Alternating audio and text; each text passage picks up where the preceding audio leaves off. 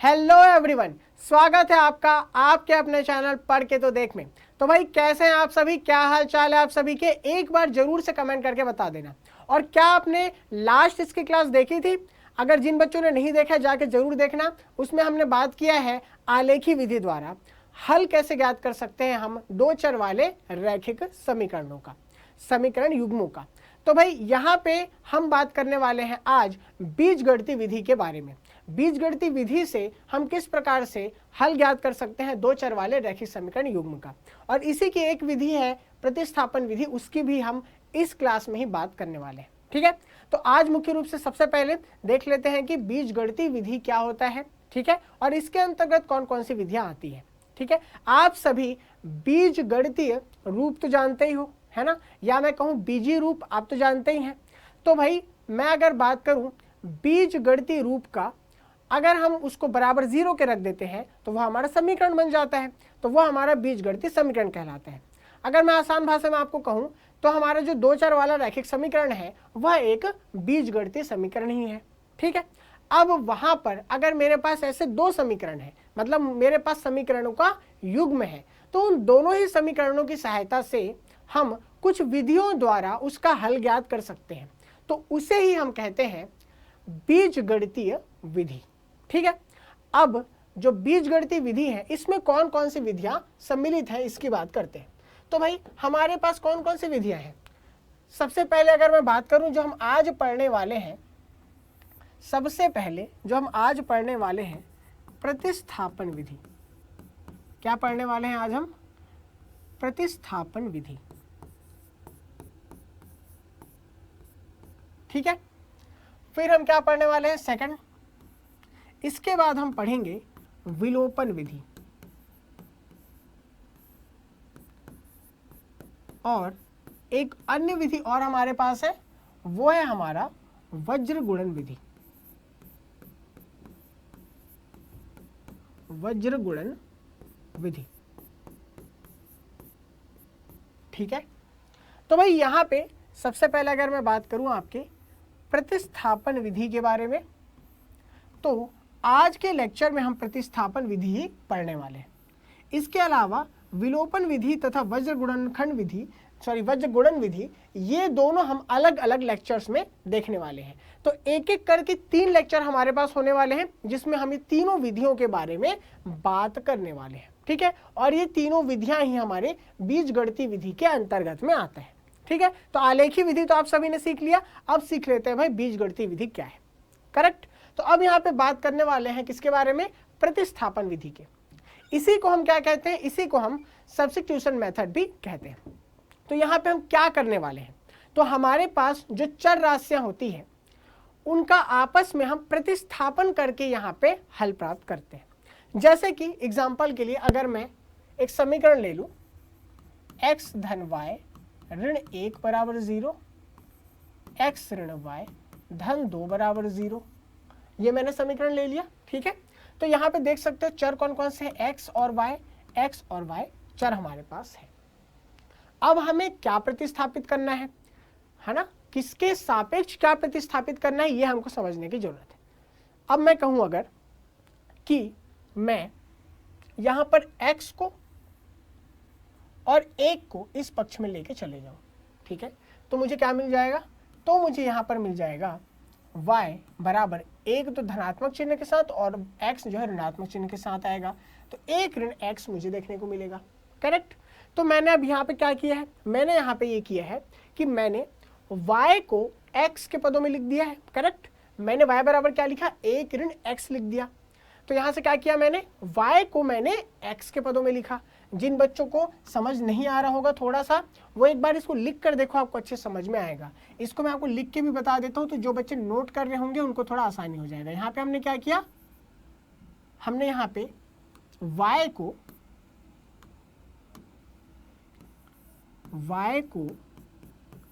x के पदों में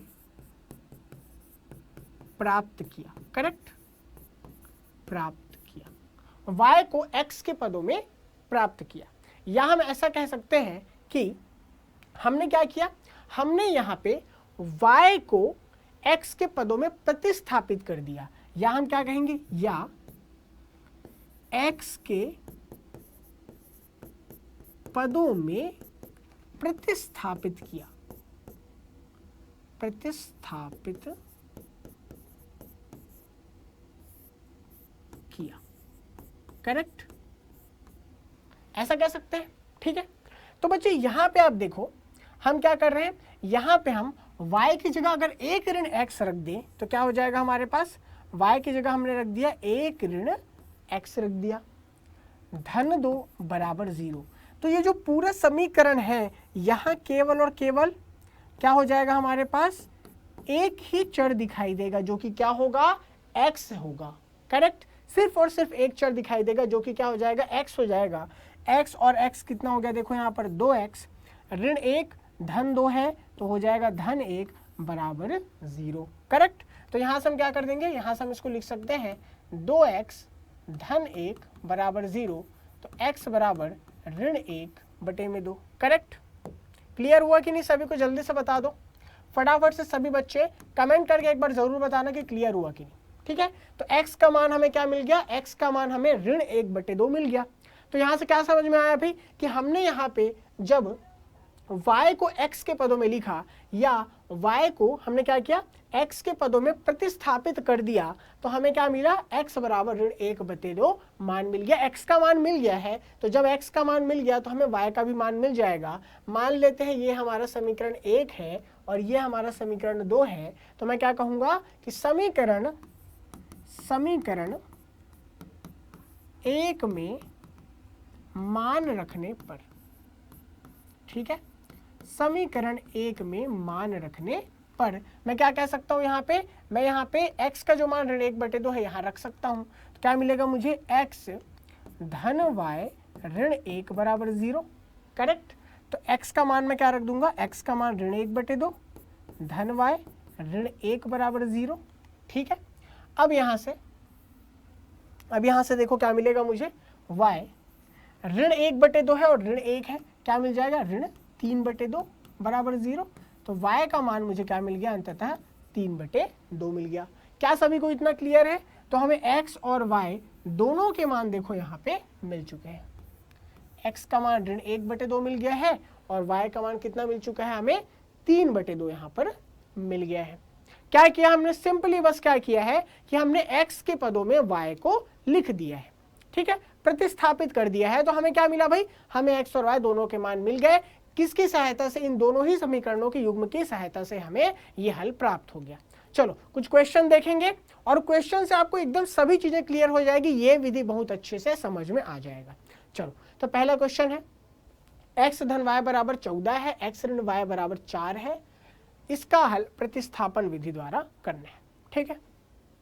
तो सबसे पहले मेरे पास समीकरण है, उसको लिख लेते हैं। x धन y बराबर 14, ये समीकरण पहला हो गया। फिर क्या है, x ऋण y बराबर 4, तो ये हो गया मेरा समीकरण दूसरा, करेक्ट। अब यहां से हम क्या कर सकते हैं, यहां से देखो चाहो तो मैं क्या कर सकता हूं, y बराबर लिख सकता हूं 14 ऋण x, करेक्ट। अगर मैं पक्षांतर कर दूं x को तो क्या लिखूंगा मैं, y बराबर 14 ऋण x। तो यहां से हम क्या कर सकते हैं, यहां से हम ये कर सकते हैं कि y का मान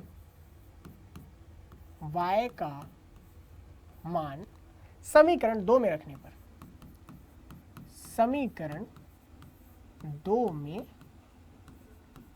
रखने पर ज्यादा अच्छा ये होगा अगर आप ये लिखो प्रतिस्थापन विधि से, प्रतिस्थापन विधि से, करेक्ट।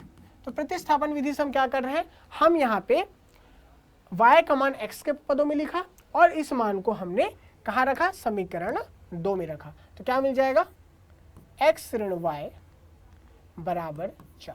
क्योंकि हम जानते हैं समीकरण 2 क्या है, x ऋण y बराबर 4, तो क्या आ जाएगा, x ऋण y का मान क्या हो जाएगा, 14 ऋण x बराबर 4। तो यहाँ से मिल जाएगा x ऋण 14, ऋण ऋण कितना हो जाएगा, धन हो जाएगा, धन x बराबर 4। क्लियर है? चलो भाई अब यहाँ से देखो x और x कितना हो जाएगा, 2x हो जाएगा। यहाँ से क्या आ जाएगा हमारे पास, 14 को पक्षांतर करेंगे तो धन कितना आ जाएगा, 14 हो जाएगा। इस प्रकार 2x बराबर कितना हो जाएगा, 14 और 4 कितना हो जाएगा हमारे पास, 18 हो जाएगा। तो x का मान 18 बटे में 2, तो 2 निया 18। बेटा x का मान कितना निकल के आ गया, देखो यहाँ पे x का मान सिंपली आपको कितना मिल गया है, 9 मिल चुका है। जब आपको x का मान 9 मिल गया तो हम कहेंगे समीकरण 2 से, पुनः समीकरण 2 को ले लो, क्या आ जाएगा हमारे पास, x ऋण y बराबर 4। करेक्ट, x का मान कितना आया है, 9, तो 9 ऋण y बराबर 4। अब क्या करो, 9 को उस पक्ष में ले जाओ, 4 को इस पक्ष में, तो 9 ऋण 4 बराबर क्या हो जाएगा, y। तो यहाँ से देख सकते हो y बराबर कितना मिल रहा है आपको, 9 में से 4 गया तो मिल गया आपको 5। तो y का मान कितना मिल गया, 5, और x का मान कितना मिल गया, 9।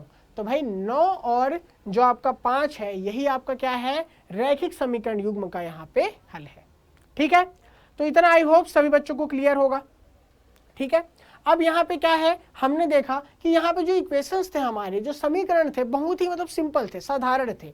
देखो यहाँ पे x और y का जो गुणांक है वो 1 दिखाई दे रहा है, बहुत आसान है। यहाँ पे देख सकते हो आप, यहाँ पे जो अचर पद है वो भी 14 है और 4 है, मतलब पूर्णांक अचर पद है, तो बहुत ही आसान है। अब देखते हैं थोड़ा सा अगर डिफिकल्ट हो जाए, जब हमारे पास समीकरण थोड़े से डिफिकल्ट मिल जाए तो हम कैसे उसको सॉल्व कर सकते हैं।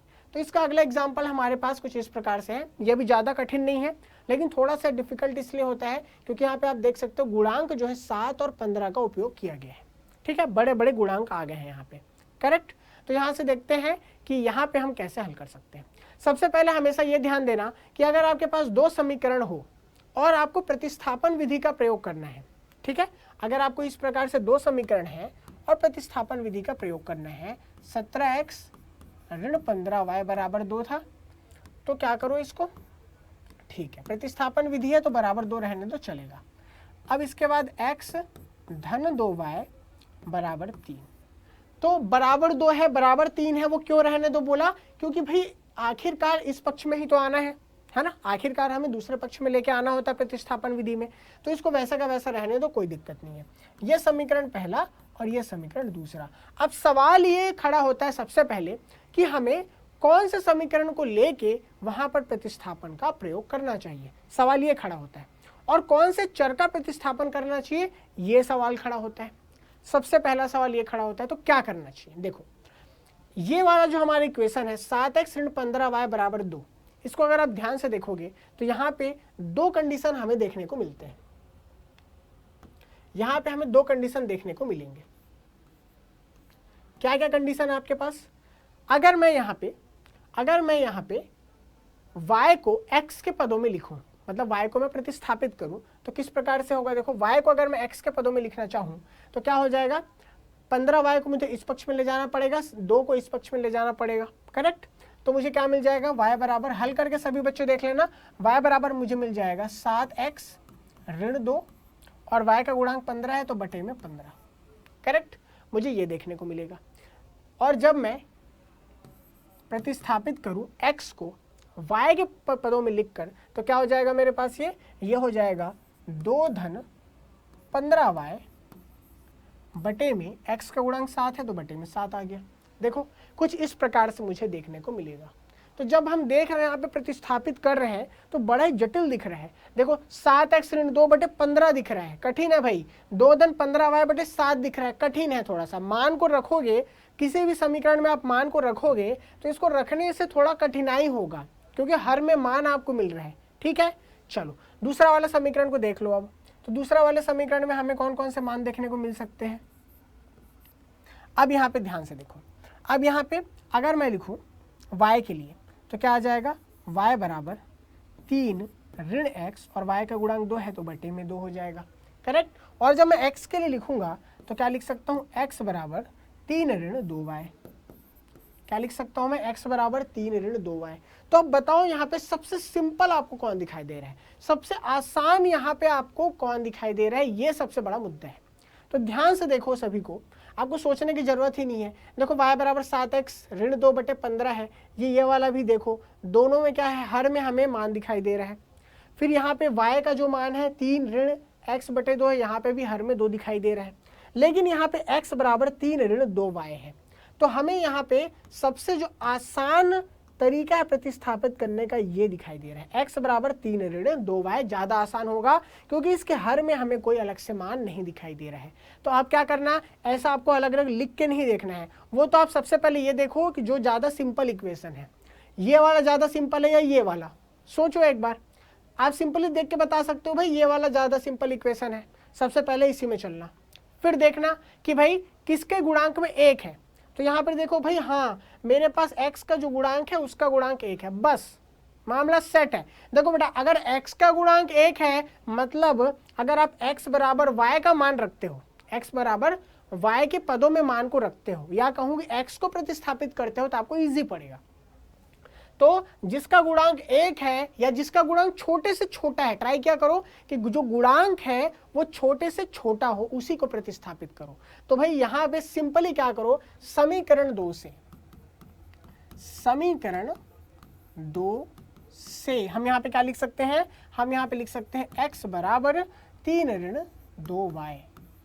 ठीक है, अब यहां पे लिखेंगे मान, कहां रखेंगे भाई, समीकरण 1 में रखने पर, 1 में रखने पर। करेक्ट। क्या करना है आपको, यहाँ पे x का मान रखना है, तो क्या हो जाएगा, देखो यहाँ से हो जाएगा 7 गुणा x का जो मान है वो क्या हो जाएगा 3 ऋण 2y। ठीक है, इसके बाद ऋण 15y बराबर क्या हो जाएगा, बराबर हो जाएगा 2। ठीक है, चलो अब यहाँ से 7 से 3 का गुणा किया तो 7 तिया 21 आ गया, 7 से 2 का गुणा किया तो 7 दूनी 14 हो गया, 14y। करेक्ट, ऋण 15y बराबर 2। ठीक है, तो 21 ऋण 14y ऋण 15y बराबर आपको यहाँ 2 देखने को मिल गया। चलो भाई और हल करो, 21 यहाँ पे 21 है, चलो 21 लिख लेते हैं। अब यहाँ देखो इस पक्ष में हमें क्या दिखाई दे रहा है, 2 दिखाई दे रहा है। तो एक काम करो कि भाई दूसरे पक्ष में हमें एक अचर दिखाई दे रहा है, तो 21 को यहाँ रहने दो। ठीक है, 21 को यहाँ रहने दो, 2 को इधर पक्षांतर कर दो, तो 21 ऋण 2 कर दिया। इस पक्ष में देखो 14y 15y दोनों बेटा ऋणात्मक चिन्ह के साथ है, दूसरे पक्ष में ले आओ धनात्मक चिन्ह के साथ, तो 14y धन 15y हो गया। 21 में से कितना घटा, 2 घटा, 21 में से 2 घटा तो कितना आएगा 19, 14 और 15 कितना हो जाएगा मेरे पास 29, तो 29y हो गया। तो क्या आ जाएगा मेरे पास, y बराबर 29 गुणांक है तो 19 बटे में आ गया 29, y बराबर क्या आ गया 19 बटे में मेरा कितना 29। करेक्ट, तो बेटा y का मान कितना मिल गया 19 बटे 29 मिल गया। अब ट्राई क्या करो, जब कोई भी मान हमारे पास आ जाए तो सरलतम वाले समीकरण में मान को रखने का ट्राई करो, आसानी से हल निकलेगा। ठीक है, सरल समीकरण कौन है, समीकरण 2 है, तो भाई समीकरण 2 में चले जाओ, समीकरण 2 से। ठीक है, तो समीकरण 2 मेरे पास क्या था, देखो x धन 2y बराबर 3, तो x धन 2y बराबर 3 है, y का मान क्या है 19 बटे 29, तो x धन 2 गुणित 19 बटे 29 बराबर कितना 3। चलो भाई यहाँ से हल करो, 19 दूनी कितना हो जाएगा 38, करेक्ट, बटे में कितना हो जाएगा 29 बराबर 3। ठीक है, चलो अचर पद 3 है, उस पक्ष में 38 बटे 29 को ले जाएंगे, क्या आ जाएगा हमारे पास 3 ऋण 38 बटे 29। क्लियर, तो यहाँ से देख सकते हो क्या आ जाएगा, यहाँ से देखो अगर 30 होता तो 30 दिया कितना होता 90 होता, अब 90 नहीं है, ये हो जाएगा 87, हमारे पास 3 कम हो जाएगा क्योंकि यहाँ 29 था, ऋण 38 और बटे में 29। क्लियर है, गुणा करके भी दिखा देता हूँ, 9 तिया 27 के साथ हासिल में 2। ठीक है, और उसके बाद 3 दूनी 6 2 8 87।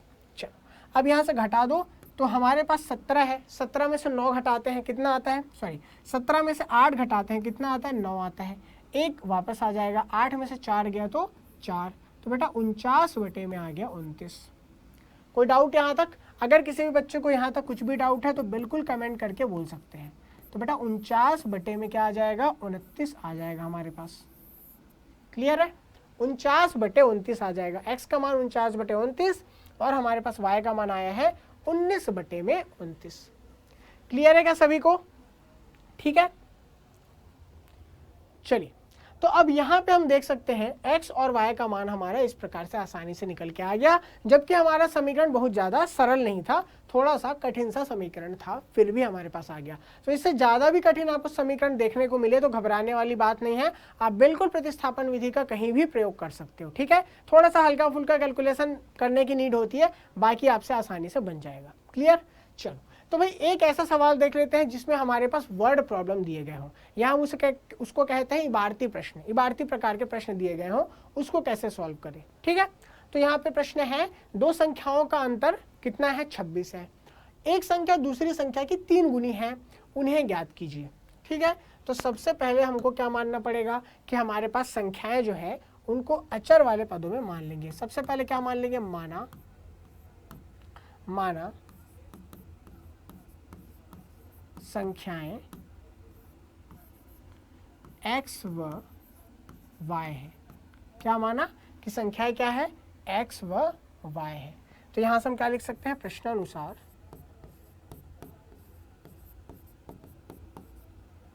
प्रश्नानुसार यदि, अब मैंने क्या माना कि x जो है बड़ा है y से। क्या मान लिया मैंने? x बड़ा है y से। यदि x बड़ा है y से तो पहला कंडीशन क्या बोला है? दो संख्याओं का अंतर 26 है, तो जो बड़ा है उसमें से छोटे को घटा देंगे, तो x ऋण y बराबर 26। ये हो गया हमारा समीकरण पहला, करेक्ट। तथा प्रश्न के अनुसार दूसरा कंडीशन क्या है? बोला है एक संख्या दूसरी की तिगुनी है, तो भाई जो संख्या बड़ी होगी वही तो दूसरे की तिगुनी होगी, है ना। तो यहाँ से मैं क्या लिख सकता हूँ? x बराबर 3y में लिख सकता हूँ। ठीक है, एक संख्या दूसरी संख्या की 3 गुनी है, तो x बराबर मैं क्या लिख दूंगा? 3y। इसका मतलब क्या होता है? कुछ बच्चे इसमें कंफ्यूज होते हैं, तो इसको मैं ठीक से बता देता हूँ आपको। अगर कोई बोला कि कोई एक संख्या दूसरी की तिगुनी है, चलो मैं कह देता हूँ x जो है y की तिगुनी है, तो अगर मुझे समीकरण में लिखना होगा तो कैसे लिखेंगे? इस प्रकार से लिखेंगे। चलो, जैसे कि अगर मेरे को कहना हो x y की तिगुनी है, तो क्या लिखूंगा मैं? मेरे को समीकरण को क्या करना पड़ेगा? बराबर करना पड़ेगा। अब हमको पता है कि x क्या है? y का 3 गुना है, करेक्ट। x y का 3 गुना है, तो मैं यहाँ पे क्या कर दूंगा? 3 का भाग दे दूंगा x में। x y का क्या था? 3 गुना था, 3 को मैंने भाग दे दिया, तो अब देखो दोनों बराबर आ गए। इसी को दूसरे शब्दों में ये भी कह सकते हैं कि अगर x y का 3 गुना है, 3 का गुना मैं किधर कर दूंगा? y की तरफ कर दूंगा, ताकि दोनों समीकरण में क्या हो जाए? बराबर हो जाए। या देखो 3 को इधर पक्षांतर करोगे तब भी बराबर हो जाएगा। क्लियर है? तो जिन बच्चों को इस प्रकार से किसी भी क्वेश्चन में डाउट आता है, इस प्रकार से इसको समझ लिया करो कि भाई अगर x y का 3 गुना है तो हम 3 का गुणा किधर करेंगे? हम 3 का गुणा करेंगे y की तरफ। तो भाई यहाँ से हमारा समीकरण ये हो गया, तो ये हमारा समीकरण दूसरा हो गया। अब आप कहोगे सर यहाँ पे एक बात ध्यान दिया आपने कि y तो ऑलरेडी दूसरे पक्ष में है, मतलब हम कह सकते हैं कि x जो है y के पदों में लिखा हुआ है, तो यहाँ तो सीधे सीधे हम x को प्रतिस्थापित कर सकते हैं। बिल्कुल, तो हम क्या लिखेंगे? हम कहेंगे भाई बिल्कुल प्रतिस्थापन विधि से, क्या कहेंगे हम? प्रतिस्थापन विधि से क्या कहेंगे हम कहेंगे प्रतिस्थापन विधि से, चूंकि x बराबर 3y, अतः समीकरण 1 से, समीकरण 1 में x का मान 3y रख दो, x की जगह में क्या आ जाएगा? देखो 3y ऋण y बराबर 26। ठीक है, 3y में से y घटाओगे 2y बराबर 26। y बराबर क्या आएगा? 26/2। ठीक है, कितना आ जाएगा? 26 भागित 2 किया, 2 एकम 2, 2 तिया 6, 13 आ गया। y का मान कितना आ चुका है? 13 आ चुका है। अब यहां से हम क्या कर सकते हैं? समीकरण 2 से, समीकरण 2 हमारे पास क्या है? देखो x बराबर 3y, x बराबर क्या है? 3y। चूंकि हम जानते हैं y का मान कितना निकला हमारा? 13 निकल चुका है, इसलिए x बराबर क्या हो जाएगा? 3 गुणा 13 हो जाएगा। 13 तिया 39 ले लो भाई, तो x का मान कितना आ गया, 39 आ गया। तो दो संख्याएं हमें चाहिए थी, एक हमें मिल गया है 39 और दूसरा हमें क्या मिल चुका है, दूसरा मिल चुका है 13। तो एक मुझे मिल गया 39, दूसरा मिल गया है 13। तो हम देख सकते हैं x जो हमें 39 मिला है वो y का 3 गुना है, क्योंकि भाई 39 जो है 13 का क्या है, 3 गुना है। तो इस तरह हम कह सकते हैं बिल्कुल हमारा आंसर क्या है, एकदम करेक्ट आंसर है। ठीक है, क्लियर है। तो भाई यहाँ पे देख सकते हो प्रतिस्थापन विधि द्वारा हमने 3 प्रकार के क्वेश्चन को समझ लिए। अब जो हमारा अगला लेक्चर आएगा उसमें हम समझने वाले हैं विलोपन विधि का प्रयोग हम कैसे करें। ठीक है, तो जो मैंने कुछ क्वेश्चन लिए थे यहाँ पे, उन्हीं क्वेश्चन द्वारा मैं विलोपन विधि का प्रयोग करना मैं आपको सिखा दूंगा। ठीक है, तो भाई अगली क्लास सभी बच्चे जरूर से देखना, और उसके बाद एक और जो क्लास आएगा उसमें हम पढ़ने वाले हैं वज्र गुणन विधि। तो तीनों विधियां एक एक लेक्चर में हम करने वाले हैं। ठीक है, तो भाई अगर आपको ये क्लास पसंद आई है तो जरूर से सभी के साथ शेयर करना, लाइक करके जाना, और सभी बच्चों को जरूर ये बताना कि क्लास यहाँ पे चलती है तो डेली आके क्लास देख सकते हैं। तो हमारी इंग्लिश की क्लास, मैथ्स की क्लास और यहाँ पे साइंस की क्लास चल रही है, पढ़ के तो देख में। तो जुड़े रहो पढ़ के तो देख के साथ। Thank you, bye bye.